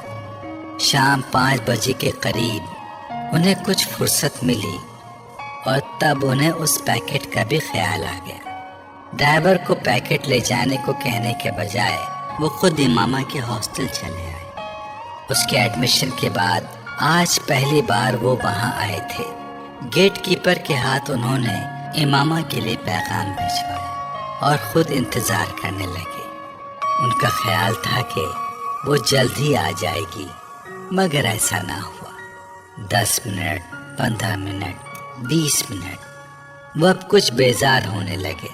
इससे पहले कि वो अंदर दोबारा पैगाम भिजवाते, उन्हें गेट कीपर एक लड़की के साथ आता दिखाई दिया। कुछ करीब आने पर उन्होंने उस लड़की को पहचान लिया। वो जवेरिया थी, इमामा की बचपन की दोस्त। उसका ताल्लुक भी इस्लामाबाद ही से था। अस्सलाम वालेकुम अंकल, जवेरिया ने पास आकर कहा। वालेकुम अस्सलाम बेटा, कैसी हो तुम? मैं ठीक हूँ, मैं ये इमामा के कुछ कपड़े देने आया था। लाहौर आ रहा था तो उसकी अम्मी ने ये पैकेट दे दिया। अब यहाँ बैठे मुझे घंटा हो गया है, मगर उन्होंने उसे बुलाया नहीं। हाशिम के लहजे में शिकवा था। अंकल, इमामा मार्केट गई है कुछ दोस्तों के साथ, आप ये पैकेट मुझे दे दें, मैं खुद उसे दे दूंगी। ठीक है, तुम रख लो। हाशिम ने वो पैकेट जवेरिया की तरफ बढ़ा दिया। रस्मी अलैक सलैक के बाद वापस मुड़ गए। जवेरिया भी पैकेट पकड़कर हॉस्टल की तरफ चली गई, मगर अब उसके चेहरे पर मौजूद मुस्कुराहट गायब हो चुकी थी। कोई भी उस वक्त उसके चेहरे पर परेशानी को वाज़ेह तौर पर भांप सकता था। हॉस्टल के अंदर आते ही वार्डन से उसका सामना हो गया, जो सामने ही खड़ी थी। जवेरिया के चेहरे पर एक बार फिर मुस्कुराहट आ गई। बात हुई तुम्हारी उसके वालिद से? वार्डन ने उसे देखते ही उसकी तरफ बढ़ते हुए कहा। जी बात हुई, परेशानी वाला कोई मसला नहीं है, वो इस्लामाबाद में अपने घर पर ही है। उसके वालिद ये पैकेट लेकर आए थे। मेरे घर वालों ने मेरे कुछ कपड़े भिजवाए हैं। अंकल लाहौर आ रहे थे तो इमामा ने कहा कि वो ले जाएं। अंकल ने गलती से यहाँ आकर मेरा नाम लेने के बजाय इमामा का नाम ले दिया। जवेरिया ने एक ही सांस में कई झूठ रवानी से बोले। वार्डन ने सुकून का सांस लिया। खुदा का शुक्र है, वरना मैं तो परेशानी हो गई थी कि मुझे तो वो वीकेंड पर घर जाने का कह कर गई है, तो फिर वो कहाँ है? वार्डन ने मुड़ते हुए कहा। जवेरिया पैकेट पकड़े अपने कमरे की तरफ चली आई। राबिया उसे देखते ही तीर की तरह उसकी तरफ आई। क्या हुआ, इस्लामाबाद में ही है वो? नहीं, जवेरिया ने मायूसी से सर हिलाया। My God! राबिया ने बेयकीनी से अपने दोनों हाथ क्रॉस करके सीने पर रखे। तो फिर कहाँ गई वो? मुझे क्या पता, मुझसे तो उसने यही कहा था कि घर जा रही हूँ, मगर वो घर नहीं गई। आखिर गई कहाँ है? इमामा ऐसी तो नहीं है? जवेरिया ने पैकेट बिस्तर पर फेंकते हुए कहा। वार्डन से क्या कहा तुमने? राबिया ने तशवीश भरे अंदाज से पूछा। क्या कहा? झूठ बोला है, और क्या कह सकती हूँ? ये बता देती कि वो इस्लामाबाद में नहीं है तो हॉस्टल में अभी हंगामा शुरू हो जाता, वो तो पुलिस बुलवा लेती। जवेरिया ने नाखून काटते हुए कहा। और अंकल को, उनको क्या बताया है? राबिया ने पूछा। ان سے بھی جھوٹ بولا ہے، یہی کہا ہے کہ وہ مارکیٹ گئی ہے۔ مگر اب ہوگا کیا؟ رابعہ نے پریشانی کے عالم میں کہا۔ مجھے تو یہ فکر ہو رہی ہے کہ اگر وہ واپس نہ آئی تو میں بری طرح پکڑی جاؤں گی۔ سب یہی سمجھیں گے کہ مجھے اس کے پروگرام کا پتہ تھا، اس لیے میں نے وارڈن اور اس کے گھر والوں سے سب کچھ چھپایا۔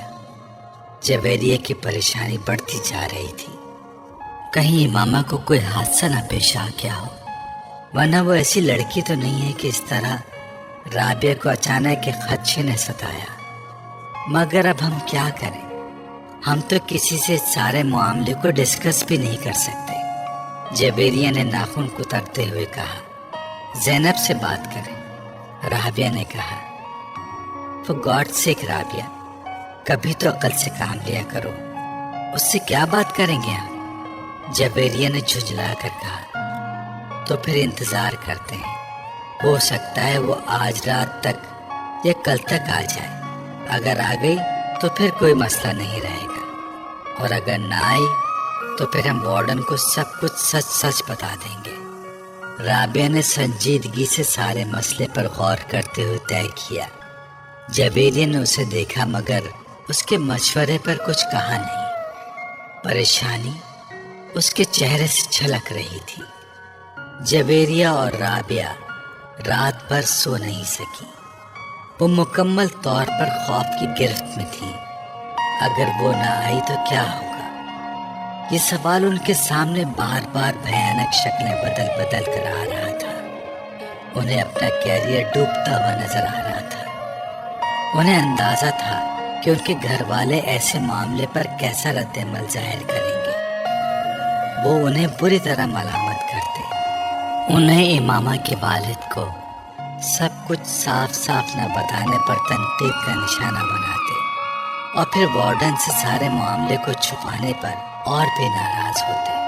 انہیں اندازہ نہیں تھا کہ حقیقت سامنے آنے پر خود ہاشم مبین اور ان کی فیملی کا رد عمل کیا ہوگا۔ وہ اس سارے معاملے میں ان دونوں کے رول کو کس طرح دیکھیں گے؟ ہاسٹل میں لڑکیاں ان کے بارے میں کس طرح کی باتیں کریں گی؟ اور پھر اگر یہ سارا معاملہ پولیس کیس بن گیا تو پولیس ان کے پردہ پوشی کو کیا سمجھے گی؟ وہ اندازہ کر سکتی تھی، اور اسی لیے بار بار ان کے رونگٹے کھڑے ہو رہے تھے۔ مگر سوال یہ پیدا ہوتا ہے کہ وہ گئی کہاں اور کیوں؟ وہ دونوں اس کے پچھلے رویوں کا تجزیہ کرنے کی کوشش کر رہی تھی۔ کس طرح پچھلے 1 سال سے وہ بالکل بدل گئی تھی۔ اس نے ان کے ساتھ گھومنا پھرنا بند کر دیا تھا۔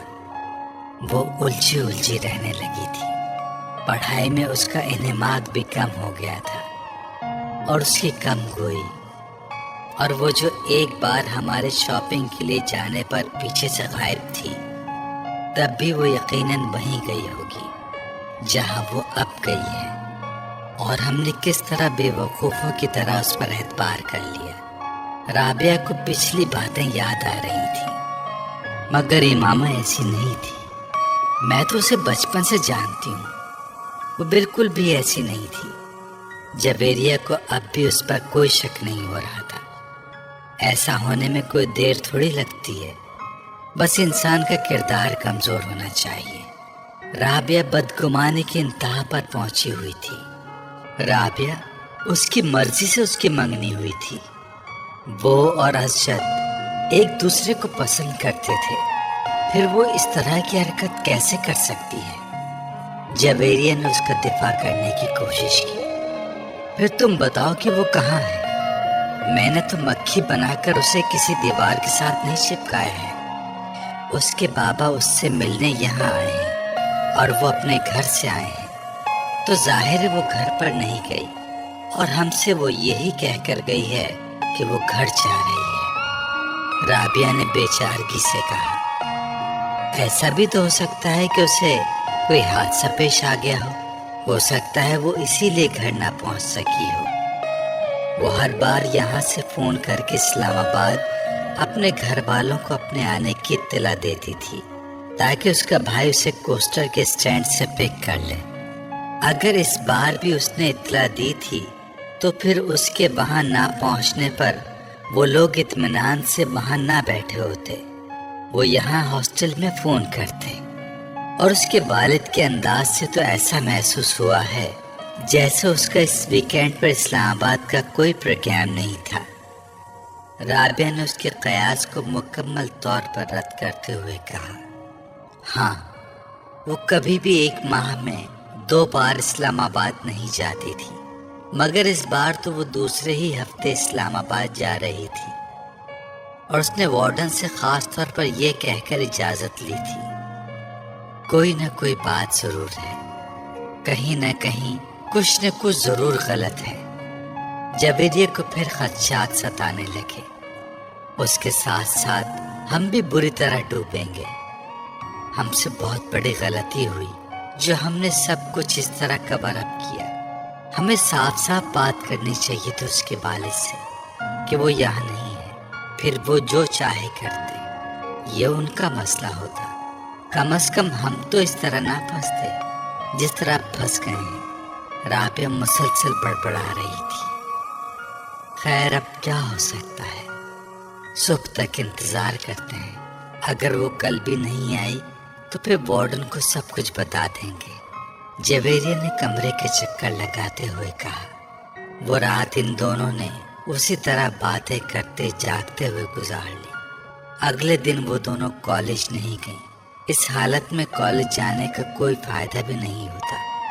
امامہ ویکینڈ پر ہفتے کو واپسی پر 9 بجے کے قریب آ جایا کرتی تھی، مگر وہ اس دن نہیں آئی۔ ان کے اعصاب جواب دینے لگے۔ 2:30 بجے کے قریب وہ فک رنگت اور کانپتے ہاتھوں کے ساتھ اپنے کمرے سے وارڈن کے کمرے میں جانے کے لیے نکل آئیں۔ ان کے ذہن میں وہ جملے گردش کر رہے تھے جو انہیں وارڈن سے کہنے تھے۔ وہ وارڈن کے کمرے سے بھی کچھ دور ہی تھی جب انہوں نے امامہ کو بڑے اطمینان کے ساتھ اندر آتے دیکھا۔ اس کا بیگ اس کے کاندھوں پر تھا اور فولڈر ہاتھوں میں۔ وہ یقیناً سیدھی کالج سے آ رہی تھی۔ جویریہ اور رابعہ کو یوں لگا جیسے ان کے پیروں کے نیچے سے نکلتی ہوئی زمین یکدم تھم گئی تھی۔ ان کی رکی سانس ایک بار پھر چلنے لگی تھی۔ کل کے اخبارات میں متوقع وہ ہیڈ لائن جو بھوت بن کر ان کے گرد ناچ رہی تھی یکدم غائب ہو گئی، اور ان کی جگہ اس غصے اور اشتعال نے لے لی تھی جو انہیں امامہ کی شکل دیکھ کر آ رہا تھا۔ وہ انہیں دیکھ چکی تھی اور اب ان کی طرف بڑھ رہی تھی۔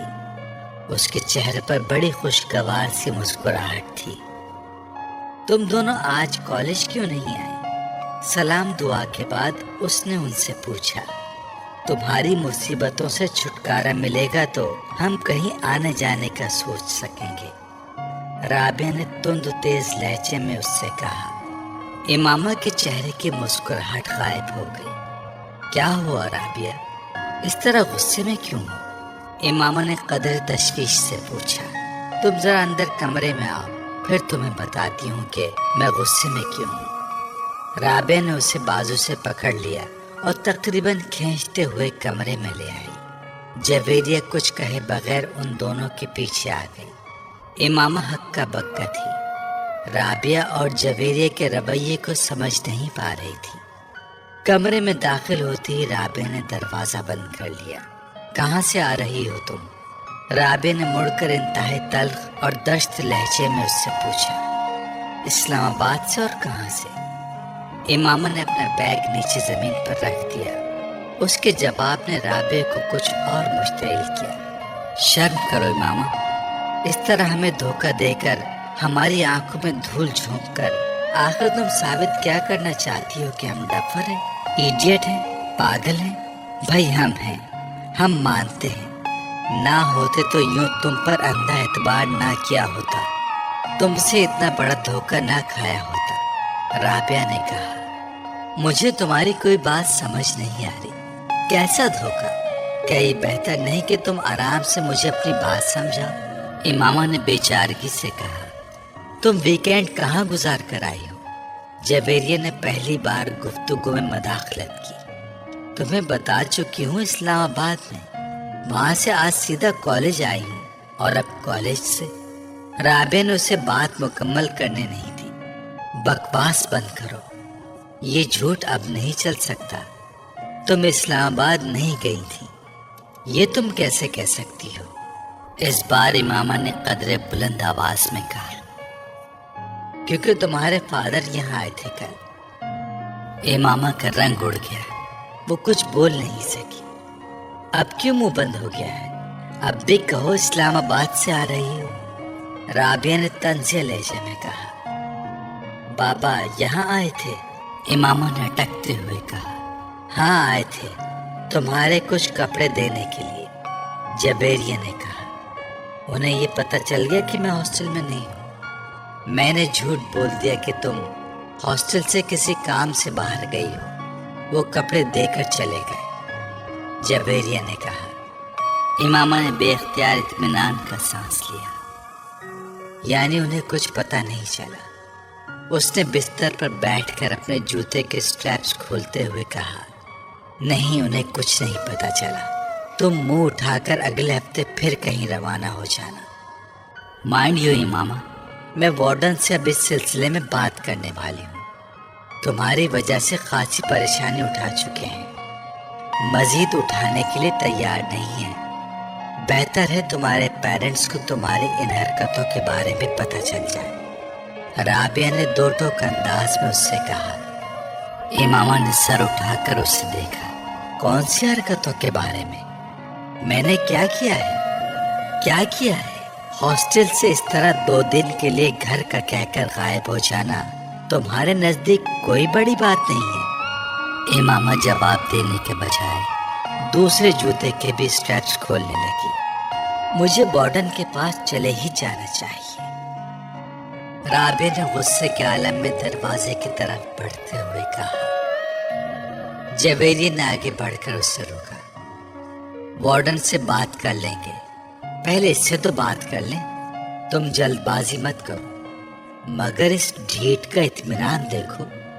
मजाल जर्रा बराबर शर्मिंदगी भी उसके चेहरे पर झलक रही हो। राबिया ने गुस्से में इमामा की तरफ इशारा करते हुए कहा।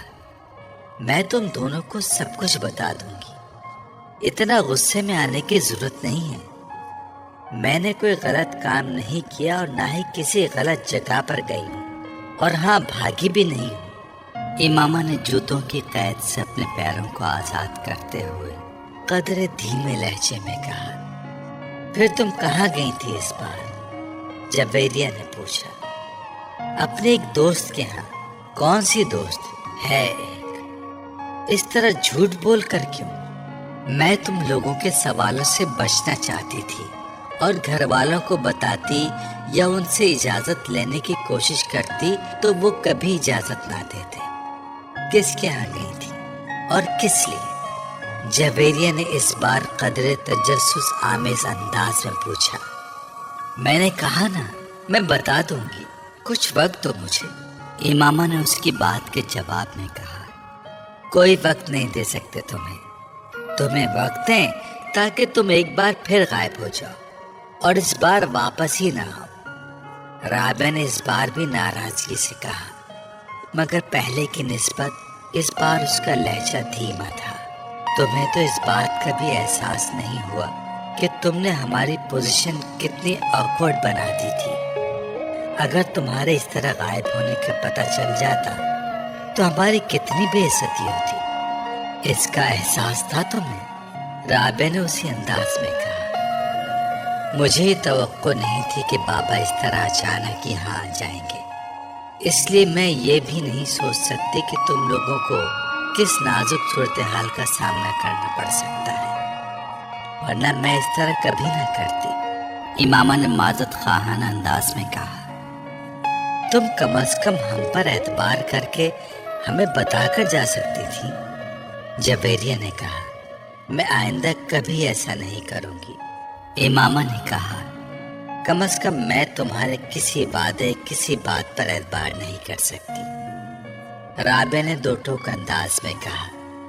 मुझे अपनी पोजीशन क्लियर करने दो राबिया, तुम मुझे गलत समझ रही हो। इमामा ने इस बार कदरे कमजोर अंदाज में कहा।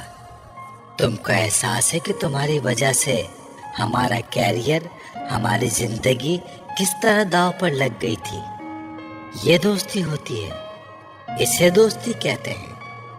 ٹھیک ہے، مجھ سے غلطی ہو گئی ہے، مجھے معاف کر دو، امامہ نے جیسے ہتھیار ڈالتے ہوئے کہا۔ جب تک تم یہ نہیں بتاؤ گے کہ تم کہاں غائب تھی، میں تمہاری کوئی معذرت قبول نہیں کروں گی، رابعہ نے دو ٹوک انداز میں کہا۔ امامہ کچھ دیر اسے دیکھتی رہی، پھر اس نے کہا، میں سبیحہ کے گھر چلی گئی تھی۔ جویریہ اور رابعہ نے حیرانی سے ایک دوسرے کو دیکھا۔ کون؟ ان دونوں نے تقریباً بیک وقت پوچھا۔ تم لوگ جانتی ہو اسے؟ امامہ نے کہا، وہ 4th ایئر کی سبیحہ؟ جویریہ نے بے اختیار پوچھا۔ امامہ نے سر ہلایا۔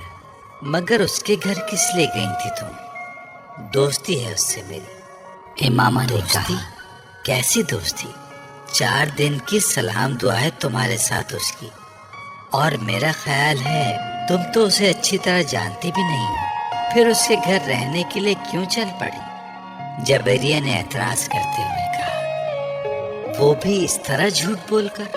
کم از کم اس کے گھر جا کر رہنے کے لیے تمہیں ہم سے یا اپنے گھر والوں سے جھوٹ بولنے کی ضرورت نہیں تھی، رابعہ نے اسی لہجے میں کہا۔ تم اسے کال کر کے پوچھ لو کہ میں اس کے گھر پر تھی یا نہیں، امامہ نے کہا۔ چلو یہ مان لیا کہ تم اس کے گھر پر تھی، مگر کیوں تھی؟ جویریہ نے پوچھا۔ امامہ خاموش رہی، پھر کچھ دیر بعد اس نے کہا، مجھے اس کی مدد کی ضرورت تھی۔ ان دونوں نے حیران ہو کر دیکھا۔ کس سلسلے میں؟ امامہ نے سر اٹھایا اور پلکیں جھپکائے بغیر دیکھتی رہی۔ جویریہ نے کچھ بے چینی محسوس کی۔ کس سلسلے میں؟ تم اچھی طرح جانتی ہو، امامہ نے قدرے مدھم انداز میں کہا۔ میں؟ جویریہ نے کچھ گڑبڑا کر رابعہ کو دیکھا، جو بڑی سنجیدگی سے اسے دیکھ رہی تھی۔ ہاں، تم تو اچھی طرح جانتی ہو۔ تم پہلیاں مت بجھواؤ، سیدھی اور صاف بات کرو، جویریہ نے قدرے سخت لہجے میں کہا۔ امامہ سر اٹھا کر خاموشی سے اسے دیکھنے لگی، پھر کچھ دیر بعد شکست خوردہ انداز میں اس نے سر جھکا دیا۔